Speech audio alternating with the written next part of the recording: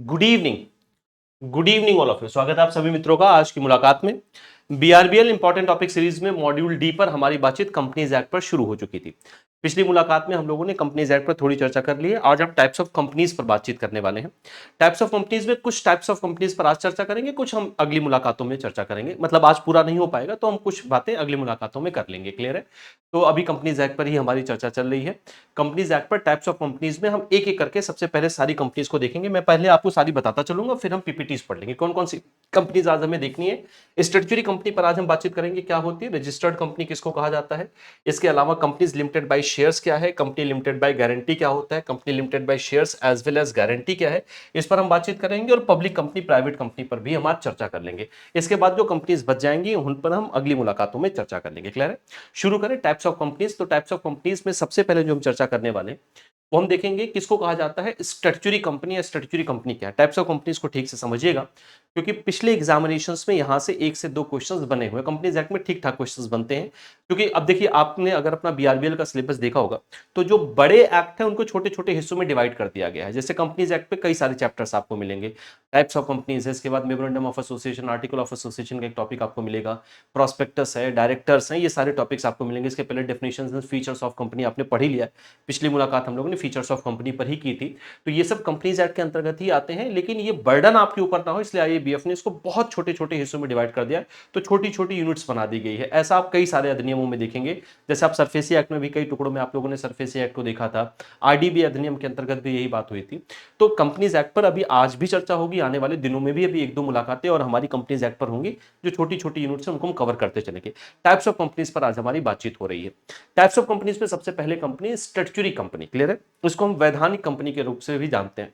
Statutory company होती क्या है इसको पहले समझ लीजिए, फिर हम पीपीटीज वगैरह को पढ़ लेंगे। स्टैट्यूटरी कंपनी वो कंपनी होती है जिसको लेजिस्लेचर ने कोई एक्ट पारित करके बनाया हुआ है। क्लियर है? यानी वो अपने स्पेशल एक्ट के थ्रू स्टैब्लिश किया गया है, इनकॉर्पोरेशन उसका हुआ है, तो हम उसको स्टैट्यूटरी कंपनी कहते हैं। लेजिस्लेचर का मतलब चाहे वो सेंट्रल गवर्नमेंट का या पार्लियामेंट हो, लोकसभा राज्यसभा ने अधिनियम पारित करके बनाया है, या स्टेट गवर्नमेंट की या स्टेट लेजिस्लेचर ने उसको पारित करके बनाया है, यानी वो किसी लेजिस्लेचर के द्वारा किसी अधिनियम के थ्रू स्टैब्लिश किया गया है, तो इसको हम कहते हैं स्टैट्यूटरी कंपनी। अमूमन इन कंपनी का जो काम होता है वो लाभ कमाना नहीं होता है, बल्कि ये पब्लिक सर्विस देने का काम ज्यादा करती हैं। तो इनका प्राइमरी मोटिव प्रॉफिट मैक्सिमाइजेशन या प्रॉफिट अर्न करना नहीं होता है, ये पब्लिक सर्विस के लिए काम करती हैं।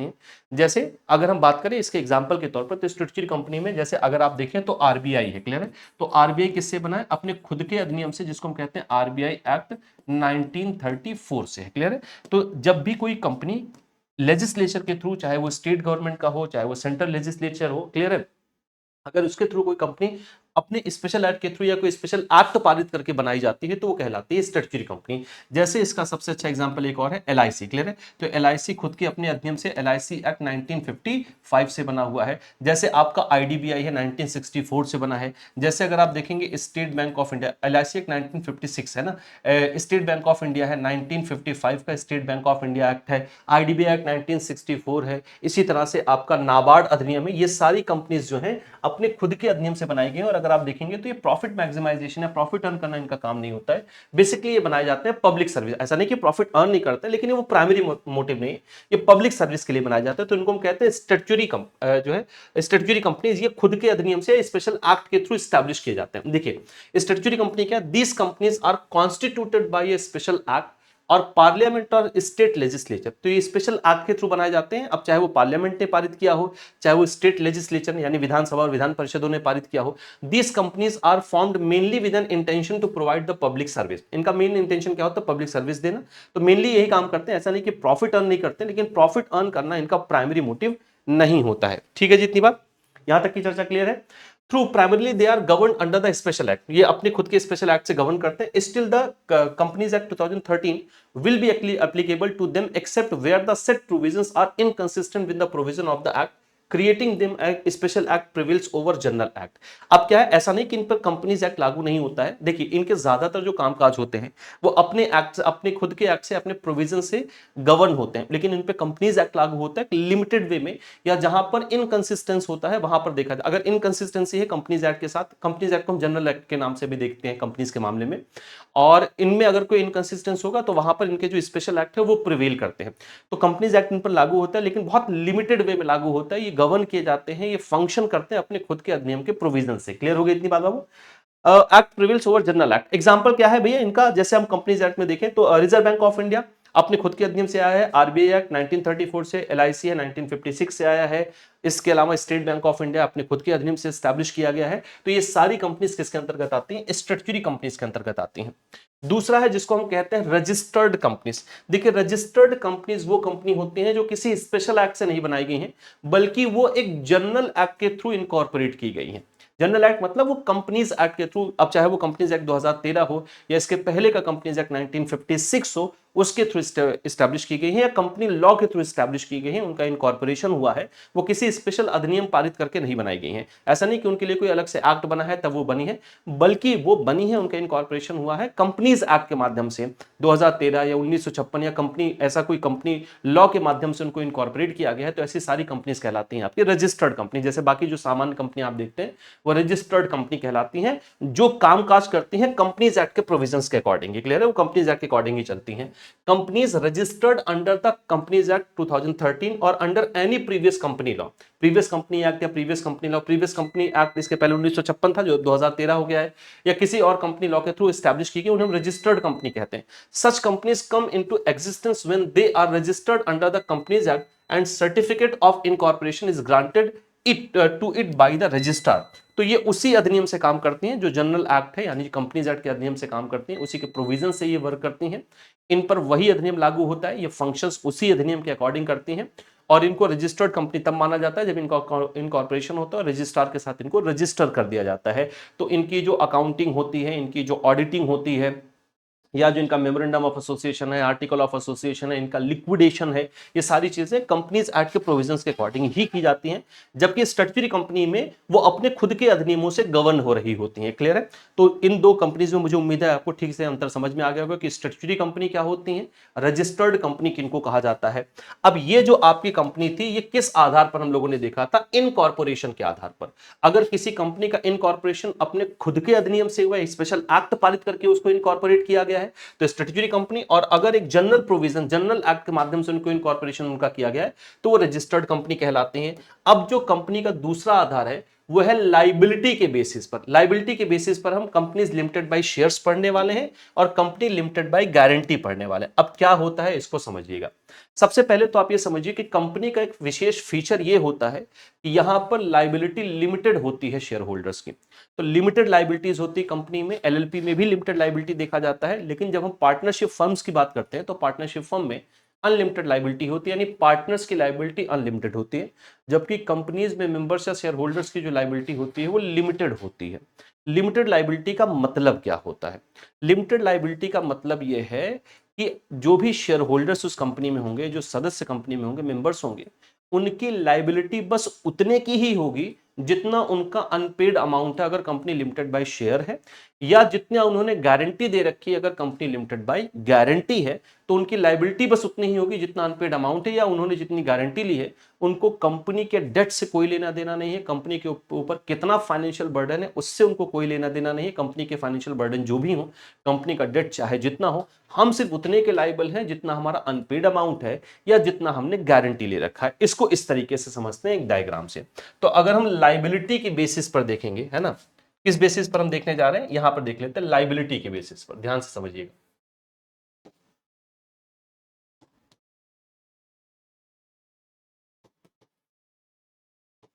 अगर हम लाइबिलिटी की बेसिस पर देखें तो दो तरीके से हम कंपनीज को देखते हैं। इसमें तीसरा तरीका भी होता है, कंपनी लिमिटेड बाय शेयर्स, क्या नाम है, company limited by shares as well as by guarantee. Clear है? देखो क्या है यहां पर, अगर कंपनी लिमिटेड बाय शेयर्स है तो क्या होगा, और अगर कंपनी लिमिटेड बाय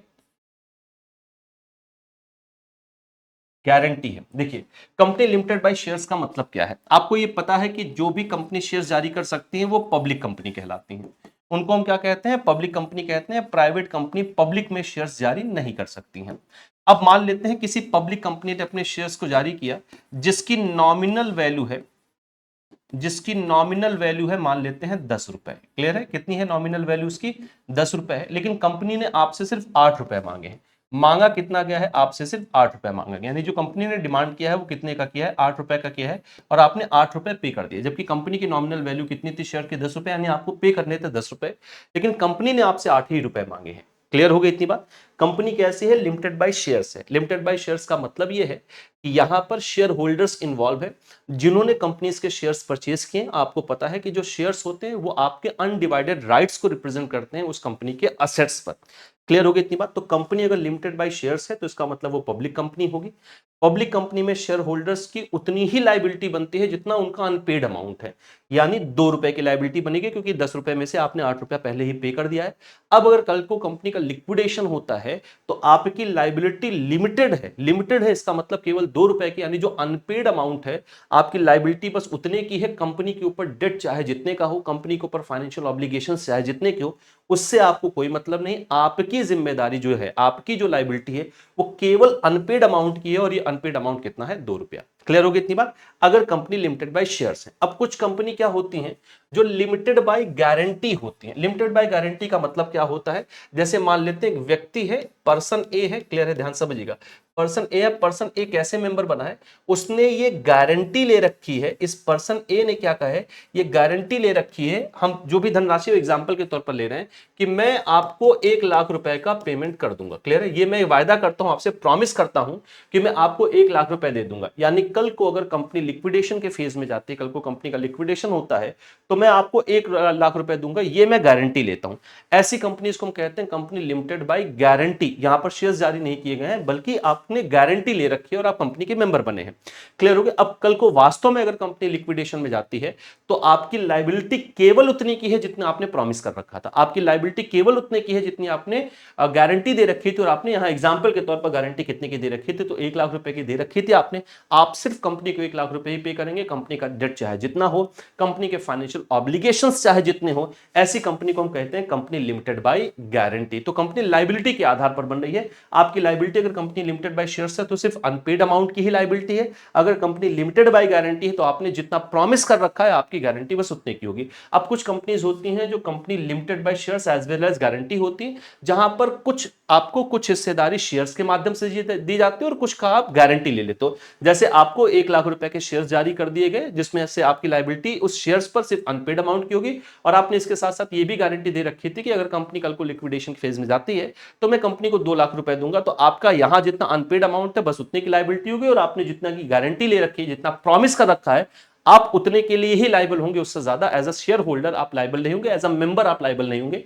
तो कंपनी में जो मेंबर्स होते हैं उनकी लिमिटेड लायबिलिटी होती है। कंपनी लिमिटेड बाय शेयर्स है तो अनपेड अमाउंट की, कंपनी लिमिटेड बाय गारंटी है तो जितना आपने प्रॉमिस कर रखा है सिर्फ उतने की। Company limited by shares as well as guarantee है भैया, तो आपकी जो शेयर्स में अनपेड अमाउंट है बस उतने की, और साथ ही जो आपने गारंटी दी बस उतने की। कंपनी भी अनलिमिटेड गारंटी होती है, लेकिन वो बहुत कम ऐसी कंपनीज देखी जाती हैं। क्लियर हो गई इतनी बात भैया? तो कंपनी लिमिटेड बाय शेयर्स क्या है, कंपनी लिमिटेड बाय गारंटी क्या है, ये उम्मीद आपको बिल्कुल विधिवत बातचीत समझ में आ गई होगी। देखिए, company limited by shares, a company that has the liability of its member limited by the memorandum to the amount if any unpaid on the shares respectively held by them is termed as company limited by share। तो क्या कहा जा रहा है कि जो company के members होते हैं उनकी लायबिलिटी लिमिटेड होती है, और कितनी होगी? जो अनपेड है उस शेयर्स पर। अगर आपने पूरा 10 रुपया दे दिया था तो आपकी कोई लायबिलिटी नहीं। अगर आपने 8 रुपए पे किया है नॉमिनल वैल्यू का, आपने 8 रुपए पे किया क्योंकि कंपनी ने 8 रुपए आपसे मांगे, आपने 8 रुपए पे किया, तो आपकी लायबिलिटी बस उतने की है जितना अनपेड अमाउंट है।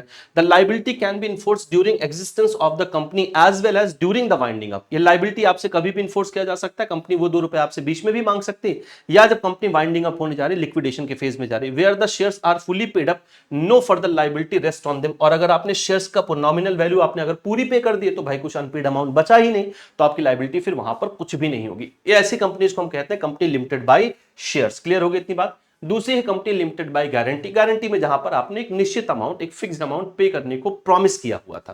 Company limited by guarantee is a company that has the liability of its member limited to such amount as the members में क्या as the members may respectively undertake by the memorandum to contribute to the asset of the company in the event of its being wound up। Clear है? तो company limited by guarantee वो company होती है जहां पर members ने ये liability ले रखी थी कि वो उतना अमाउंट पे करेंगे। जब मेमोरेंडम ऑफ एसोसिएशन उनका लिखा जाता है तो उन्होंने मेमोरेंडम ऑफ एसोसिएशन में बताया कि साहब हम इतने का प्रॉमिस लेते हैं, हम कंपनी के असेट में इतना कंट्रीब्यूट करेंगे, इतना हम पेमेंट करेंगे। कब? जब कंपनी वाइंड अप होगी या कंपनी लिक्विडेशन के फेज में जाएगी। In case of such companies the liability of its member is limited to the amount of guarantee undertaken by them। आपकी इस केस में आपके मेंबर्स की यानी कंपनी की मेंबर्स की लाइबिलिटी बस उतनी ही होती है जितने की गारंटी या जितने का प्रॉमिस उन्होंने ले रखा था। The members of such company are placed into the position of guarantors of the company's debt up to the agreed amount. ऐसी कंडीशन में मेंबर्स को यहां पर जिन्होंने गारंटी ले रखी है तो उनको हम गारंटर्स के रूप में देखते हैं। जब कंपनी कल को वाइंड अप होगी या लिक्विडेशन में जाएगी तो वो गारंटर माने जाते हैं और गारंटर को बस उतना ही पे करना है जितना उन्होंने प्रॉमिस कर रखा था। ऐसी कंपनी को कहते हैं company limited by guarantee. Clear हो गई? अब दो और कंपनी है जिनको हम कहते हैं पब्लिक कंपनी और प्राइवेट कंपनी। पब्लिक कंपनी और प्राइवेट कंपनी में आपको यहां पर इनमें डिफरेंस के माध्यम से चीजों को समझते चलना है। पहला है पब्लिक कंपनी। क्लियर है? पहला क्या है भैया? Public company. और दूसरी है प्राइवेट कंपनी।